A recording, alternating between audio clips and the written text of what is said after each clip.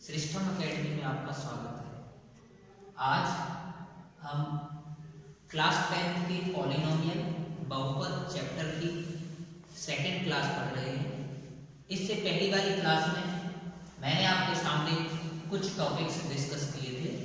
आइए जानते हैं मैंने लास्ट क्लास में पहले आपको क्या पढ़ाया था। जब हमने ये चैप्टर स्टार्ट किया था तो मैंने आपको दो क्वांटिटी बताई थी, जिनमें एक बताई थी मैंने आपको वेरिएबल्स और दूसरे बताए थे कांस्टेंट, जिन्हें हम चर राशियां और अचर राशियां कहते हैं।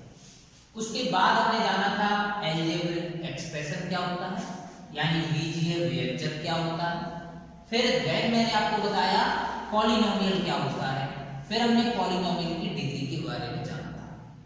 आइए एक बार जल्दी से मैं और रिकैप करा देता हूं, फिर आज की क्लास को हम आगे और कंटिन्यू करेंगे। स्टूडेंट, मैंने आपको वेरिएबल्स में बताया था चर राशियों के अंतर्गत ऐसी क्वांटिटी आती है जिनकी वैल्यू वेरी करती रहती है, यानी जो वैल्यू फिक्स नहीं होती, उन्हें हम क्या कहते हैं, चर राशियां कहते हैं। इसमें मैंने आपको बताया था कि वेरिएबल्स के अंदर एनी अल्फाबेट जैसे एक्स, वाई, जेड, ए, बी, सी, ये सब वेरिएबल्स होते हैं। क्यों? क्योंकि जब हम किसी भी लीनियर इक्वेशन या किसी भी इक्वेशन को सॉल्व करते हैं तो हमें वेरिएबल की वैल्यू फिक्स नहीं मिलती। कभी आपको x की वैल्यू 1 मिलेगी, कभी x की वैल्यू 2 मिलेगी, यानी ये ऐसी क्वांटिटियां होती हैं जिनकी वैल्यू फिक्स नहीं होती। इसीलिए हम इन्हें क्या कहते हैं, वेरिएबल यानी चर राशियां हम इन्हें कहते हैं। उसके बाद मैंने आपको बताया था कांस्टेंट। कांस्टेंट में हम क्या कहेंगे, अचर राशि। यहां पर मैंने आपको बताया था कांस्टेंट के अंदर वो क्वांटिटी आती है जो फिक्स रहती है, जो कभी बदलती नहीं है। इसके अंदर मैंने आपको न्यूमेरिकल डिजिट्स बताए थे। मैंने कहा था जो न्यूमेरिकल डिजिट्स आते हैं वो किसके अंदर आते हैं, वो आपके कांस्टेंट के अंदर आते हैं, अचर राशियों के अंदर आते हैं। क्योंकि 1 की वैल्यू कभी चेंज नहीं होगी, 1 ही रहेगा, 2 ही रहेगा, 3 रहेगा। कोई भी न्यूमेरिकल डिजिट हो वो आपकी किसके अंदर आएगी, कांस्टेंट के अंदर आएगी। उसके बाद हमने डिस्कस किया था अलजेब्रिक एक्सप्रेशन, यानी बीजीय व्यंजक। बीजीय व्यंजक में मैंने आपको क्या बताया था, मैंने आपको यह बताया था जब वेरिएबल और कांस्टेंट कंबाइंड रूप से आ जाते हैं तो क्या बनाते हैं, अलजेब्रिक एक्सप्रेशन बनाते हैं। यानी जब चर राशियां और अचर राशियां संयुक्त रूप से आ जाती हैं तो क्या बनाती हैं, बीजीय व्यंजक बनाती हैं। इसमें मैंने आपको बताया था जैसे 3x एक बीजीय व्यंजक हो सकता है, अलजेब्रिक एक्सप्रेशन हो सकता है। क्यों? क्योंकि इसमें देखो एक कांस्टेंट आया है और एक वेरिएबल आया है। जब दोनों को कंबाइंड रूप से हम लिख देंगे तो क्या बनाता है, अलजेब्रिक एक्सप्रेशन बनाता है। और भी अलजेब्रिक एक्सप्रेशन हो सकते हैं जैसे 3xy, ये भी अलजेब्रिक एक्सप्रेशन है। why?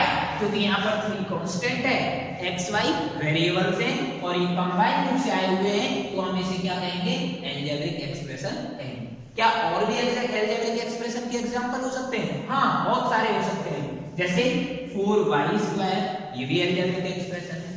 क्या सर अलजेब्रिक एक्सप्रेशन में एक ही टर्म होता है? नहीं, अलजेब्रिक एक्सप्रेशन में एक से ज्यादा टर्म भी हो सकते हैं। क्या इसमें सर ये बताओ, इस अलजेब्रिक एक्सप्रेशन में कितने टर्म है? तो स्टूडेंट आपको ध्यान रखना है, इस अलजेब्रिक एक्सप्रेशन में ओनली 1 टर्म है। व्हाई? क्योंकि इसके अंदर आप देख रहे हैं वेरिएबल कांस्टेंट के बीच में एक भी प्लस माइनस नहीं आया हुआ है।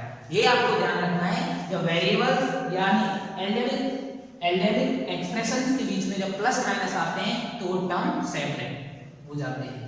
जैसे फॉर एग्जांपल मैंने लिखा 3x + 4, ये अलजेब्रिक एक्सप्रेशन है, लेकिन इस अलजेब्रिक एक्सप्रेशन के अंतर्गत 2 टर्म्स आए हुए हैं और ये टर्म्स किसने सेपरेट किए हैं, इस प्लस ने किए हैं। तो बस आपको हमेशा याद रखना है अलजेब्रिक एक्सप्रेशन के टर्म हमेशा प्लस माइनस के द्वारा अलग होते हैं। अगर मैं आपसे पूछूं 4xy में कितने टर्म है, तो आप बताएंगे सर इस अलजेब्रिक एक्सप्रेशन में ओनली 1 टर्म है। व्हाई? क्योंकि इसके अंदर कहीं भी आपको प्लस माइनस नहीं है।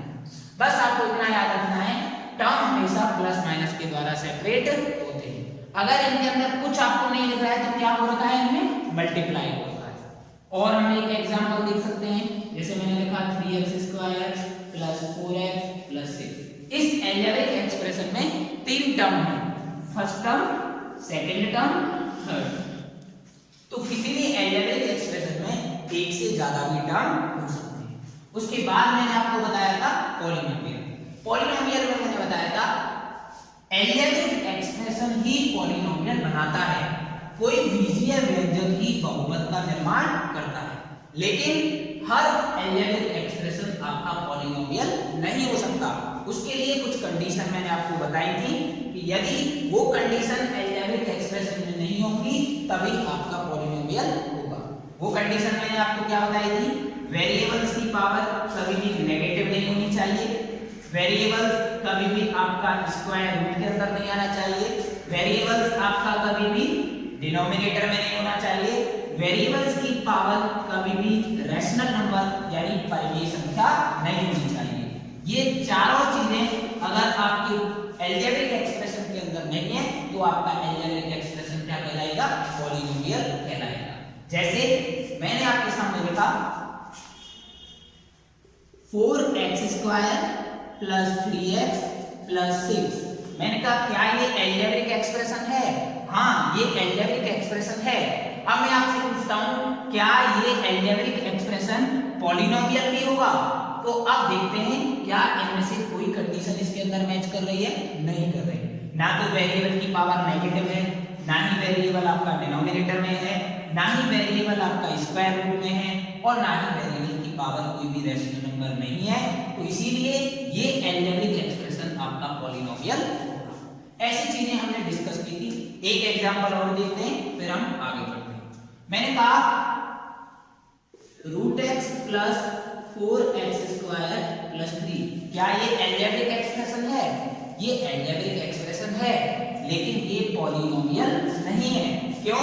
क्योंकि यहाँ पर आपका वेरिएबल स्क्वायर रूट के अंदर आ गया है। मैंने आपको बताया था आपका वेरिएबल यदि स्क्वायर रूट के अंदर आ जाएगा तो वो अलजेब्रिक एक्सप्रेशन पॉलिनोमियल नहीं हो सकता। तो ये चीजें हमने डिस्कस की थी। फिर मैंने आपको बताया था डिग्री ऑफ पॉलिनोमियल।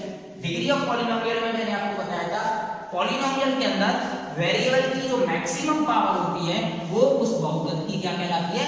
घात कहलाती है, यानी डिग्री कहलाती है जिसकी पॉलिनोमियल की। फॉर सपोज मैं आपके सामने पॉलिनोमियल लिखता हूं px = 4y/10 + y⁵ + 9। मैंने कहा ये पॉलिनोमियल है। हाँ, ये पॉलिनोमियल है। अब मैं आपसे पूछूं इस पॉलिनोमियल की डिग्री कितनी होगी? तो आप बताएंगे, मैंने अभी आपको बताया किसी भी बहुपद की घात उस वेरिएबल चर राशि की सबसे बड़ी घात को हम बहुपद की घात कहते हैं, यानी maximum power of variable in its polynomial is called degree. तो इस पॉलिनोमियल की डिग्री कितनी होगी? 50। तो हमने इतना, ये सब मैंने आपको पुरानी पिछली क्लास में डिस्कस किया था। आइए अब हम आगे बढ़ते हैं। अब हम पढ़ेंगे जीरोज ऑफ पॉलिनोमियल, बहुपद का शून्य। जीरोज ऑफ पॉलिनोमियल क्या होगा? जैसे मैंने आपके सामने एक पॉलिनोमियल लिखा px = 3x - 4। मैंने कहा ये आपका पॉलिनोमियल है, इसका अब आपको क्या बताना है? जीरोज बताना है। अब हम जीरोज बताने से पहले हमें पता होना चाहिए आखिर जीरोज होता क्या है, किसी भी पॉलिनोमियल का शून्य होता क्या है, उसका कारण क्या होता है। स्टूडेंट मैं आपको बताता हूं किसी भी जीरोज ऑफ पॉलिनोमियल वेरिएबल की वो वैल्यू होती है जिसके लिए आपका पॉलिनोमियल क्या बन जाता है? जीरो बन जाता है। अगर आप किसी बहुपद का शून्य प्राप्त करना चाहते हैं तो आपको उस चर राशि की ऐसी वैल्यू रखनी होती है जिससे आपका बहुपद क्या बन जाए? जीरो बन जाए। तो बस आपको इतना ध्यान रखना है, किसी भी पॉलिनोमियल का जीरोज उस पॉलिनोमियल को क्या बना देता है? जीरो बना देता है। अब ये आपका पॉलिनोमियल है तो इस वेरिएबल की एक ऐसी वैल्यू होगी जिसके लिए सारा पॉलिनोमियल क्या बन जाएगा? जीरो बन जाएगा। अब हम उस पॉलिनोमियल के जीरोज को फाइंड कैसे करेंगे? आपको ध्यान रखना है, अगर आप किसी भी पॉलिनोमियल का जीरोज फाइंड करना चाहते हैं तो आपको अपने पॉलिनोमियल को किसके इक्वल पुट करना होगा? जीरो के इक्वल, क्योंकि जीरोज का काम क्या होता है? जीरो बनाना देना होता है। अब हमने पॉलिनोमियल को जीरो के इक्वल रख दिया तो यहाँ से आपका 3x माइनस 4 किसके इक्वल हो जाएगा 0 के। तो यहाँ से 3x इक्वल टू 4, x की वैल्यू आ जाएगी आपकी 4/3। तो ये वेरिएबल की वैल्यू 4/3 ऐसी वैल्यू है जिसके लिए आपका पॉलिनोमियल क्या बन जाएगा 0 बन जाएगा, 0 बन जाएगा। यानी हम x इक्वल टू 4/3 को अपने इस बहुपद का शून्यक कह सकते हैं। अब यहाँ पर क्वेश्चन उठता है क्या सर इस पॉलिनोमियल का और कोई भी शून्यक हो सकता है? तो स्टूडेंट इस पॉलिनोमियल का और कोई शून्यक नहीं हो सकता। अब आपको कैसे पता चलेगा नहीं हो सकता? तो आपको ध्यान रखना है किसी भी बहुपद की जितनी घात होती है यानी जितनी डिग्री होती है आपके पॉलिनोमियल की उसका उतने ही शून्यक एग्जिस्ट करते हैं। अगर हम अपने इस पॉलिनोमियल की बात करें तो इस पॉलिनोमियल की डिग्री 1 है और डिग्री 1 है तो इसका एक ही शून्यक एग्जिस्ट करेगा यानी एक ही जीरो आपके पॉलिनोमियल का एग्जिस्ट करेगा। एक और एग्जांपल ले लेते हैं हम px equal to x plus 3। मैंने कहा ये आपका एक पॉलिनोमियल है, इस पॉलिनोमियल का जीरोज मुझे फाइंड करो। तो सबसे पहला क्वेश्चन यही उठता है कि इस पॉलिनोमियल के जीरोज एग्जिस्ट कितने करेंगे? तो मैंने आपको बताया पॉलिनोमियल की जितनी डिग्री होती है उस पॉलिनोमियल के उतने ही जीरोज एग्जिस्ट करते हैं। तो हमें दिख रहा है ये हमारा एक रैखिक बहुपद है यानी लीनियर पॉलिनोमियल है। तो हम देख रहे हैं इसकी डिग्री कितनी है 1, तो इसका एक ही जीरोज एग्जिस्ट करेगा। अब हम उसे कैसे फाइंड करेंगे? मैंने आपको बताया यदि आप किसी भी पॉलिनोमियल का जीरोज फाइंड करना चाहते हैं तो आप अपने पॉलिनोमियल को पुट कर देंगे किसके इक्वल 0 के। अब हमने अपने पॉलिनोमियल को जीरोज के इक्वल पुट कर दिया तो यहां से हो जाएगा x + 3 = 0, x = आ जाएगा आपका -3। तो -3 वेरिएबल की वो वैल्यू है जिसके लिए आपका पॉलिनोमियल क्या हो जाएगा 0 हो जाएगा। तो हम इसे क्या कह सकते हैं इसका जीरोज कह सकते हैं। अब क्वेश्चन फिर से उठता है क्या सर इसका कोई और जीरोज हो सकता है? स्टूडेंट इसका कोई और जीरोज नहीं हो सकता। मैंने आपको बताया किसी भी पॉलिनोमियल की जितनी डिग्री होती है उसके उतने ही नंबर ऑफ जीरोज एग्जिस्ट करते हैं। हमारे पॉलिनोमियल की डिग्री 1 है इसीलिए इसका एक ही जीरोज एग्जिस्ट करेगा। अब यदि हम द्विघातीय कोई बहुपद ले यानी मैंने एग्जांपल लिया जैसे x⁴ + 3x + 4। मैंने कहा इस क्वाड्रेटिक पॉलिनोमियल के कितने जीरोज एग्जिस्ट करेंगे। अभी आपको फाइंड नहीं करने, बस आपको नंबर ऑफ जीरोज बताने हैं। तो आप बताएंगे, आप सबसे पहले क्या देखेंगे अपने पॉलिनोमियल की डिग्री देखेंगे। डिग्री होती क्या है मैक्सिमम पावर ऑफ वेरिएबल। तो इस पॉलिनोमियल की डिग्री 2 है तो इसके नंबर ऑफ जीरोज इस पॉलिनोमियल के नंबर ऑफ जीरोज कितने एग्जिस्ट करेंगे 2 एग्जिस्ट करेंगे। यदि आपके सामने कोई polynomial they they polynomial of y = y⁴ + 2, मैंने कहा इस पॉलिनोमियल के नंबर ऑफ जीरोज बताओ कितने एग्जिस्ट करेंगे। तो आपको सबसे पहले क्या चेक करना है अपने पॉलिनोमियल की डिग्री को चेक करना है। हमें दिख रहा है हमारे पॉलिनोमियल की डिग्री 51 है तो इसके नंबर ऑफ जीरोज कितने एग्जिस्ट करेंगे 51 इसके नंबर ऑफ जीरोज होंगे। उन्हें फाइंड हम कर सकते हैं लेकिन हमें यह पता होना चाहिए कि नंबर ऑफ जीरोज किसी भी पॉलिनोमियल के मैक्सिमम कितने एग्जिस्ट कर सकते हैं। तो इस पॉलिनोमियल के 51 एग्जिस्ट करेंगे, इस पॉलिनोमियल के 2 एग्जिस्ट करेंगे, इस पॉलिनोमियल के हमेशा याद रखो 1 आपको कभी लिखा हुआ नहीं मिलेगा। अगर आपको वेरिएबल की पावर देखने के लिए उस कंडीशन में आपको वेरिएबल की पावर कितनी मारनी है 1। तो ये लीनियर पॉलिनोमियल है इसका एक ही जीरोज एग्जिस्ट करेगा। सेम उसी तरीके से उसका भी एक ही जीरोज एग्जिस्ट करेगा। तो अभी तक हमने जाना जीरोज होते क्या। आइए पढ़ते हैं एक नया topic relation between zeros and coefficient of polynomial. बहुपद के शून्यक और गुणांकों में संबंध। स्टूडेंट यहां से आपका 3 मार्क्स में क्वेश्चन पूछा जाता है। ये आपके पॉलिनोमियल चैप्टर से फेवरेट क्वेश्चन है।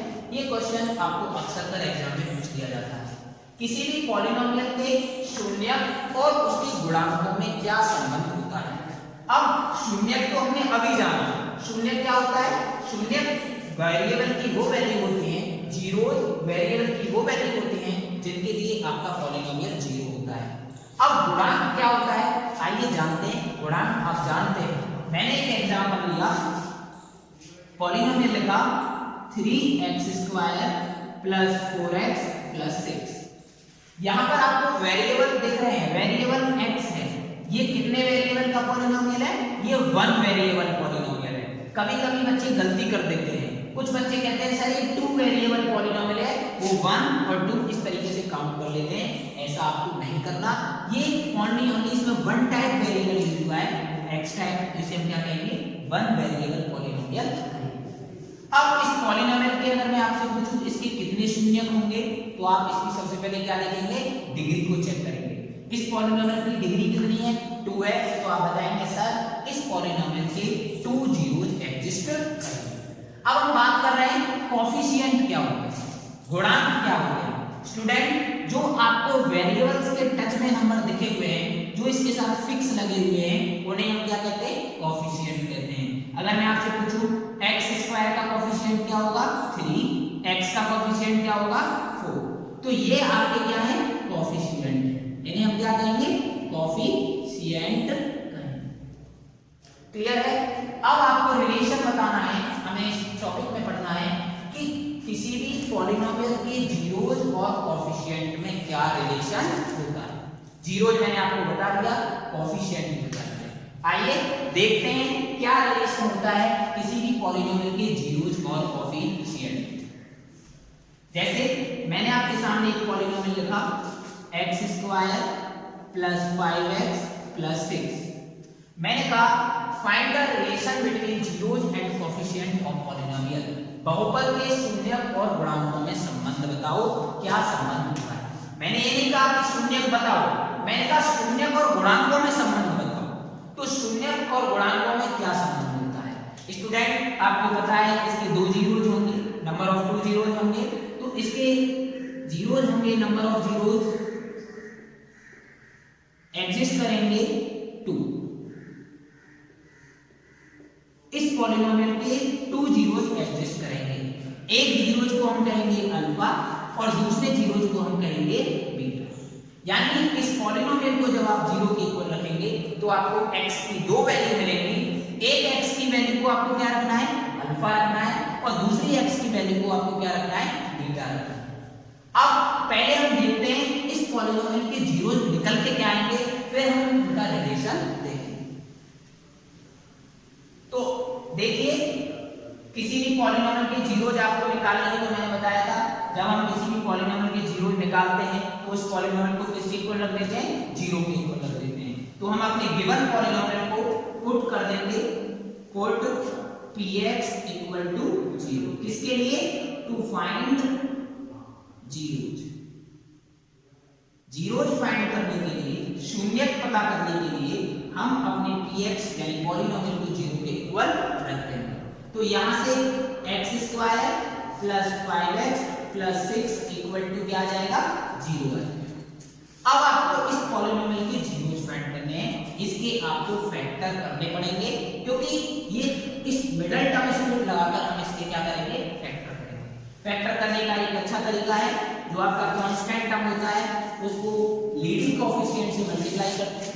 यहाँ 6 है और इसका लीडिंग कोएफिशिएंट कितना है? 1 है। तो मल्टीप्लाई करने के बाद आपका क्या आना चाहिए? 6 आना चाहिए, और 6 किसका आना चाहिए? प्लस का आना चाहिए। जब आपका मल्टीप्लाई प्लस में आएगा तो आपका मिडल टर्म ऐड करके आ रहा होगा, जोड़ के आ रहा होगा, ये आपको ध्यान रखना है। यदि आपका मल्टीप्लाई प्लस का आता है तो आपका मिडल टर्म प्लस करने के बाद आपको मिलेगा।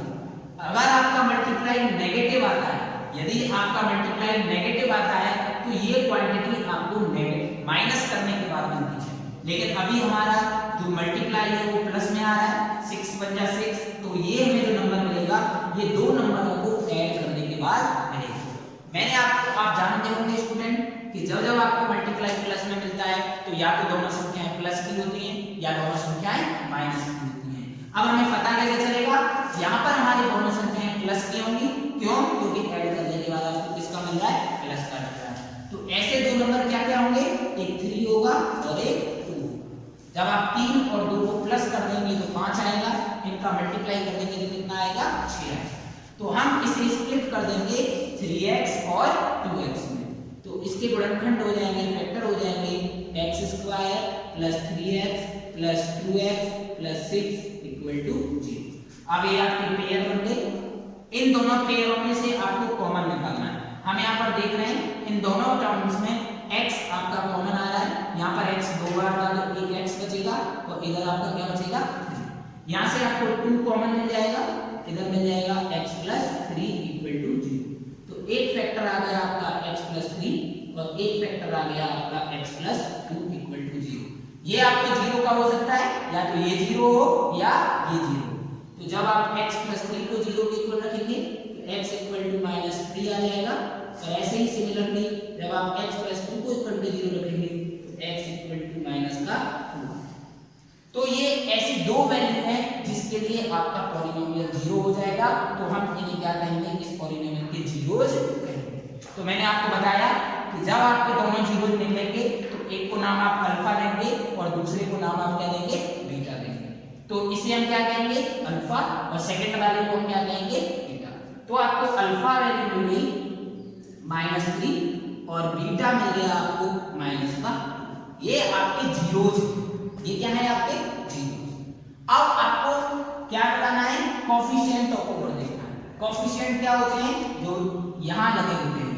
आपको पता होगा स्टूडेंट, किसी भी पॉलिनोमियल की जो स्टैंडर्ड फॉर्म होती है, जनरल फॉर्म होती है, वो होती है ax² plus bx plus c। ये x वेरिएबल्स के साथ जो लगे हैं ये क्या है, कोफिशिएंट है। तो एक कोफिशिएंट आपका a है, एक b है और एक तीसरा कोफिशिएंट आपका क्या है, c। क्लियर है। तो यहाँ से हमें a b c की वैल्यू मिल रही है।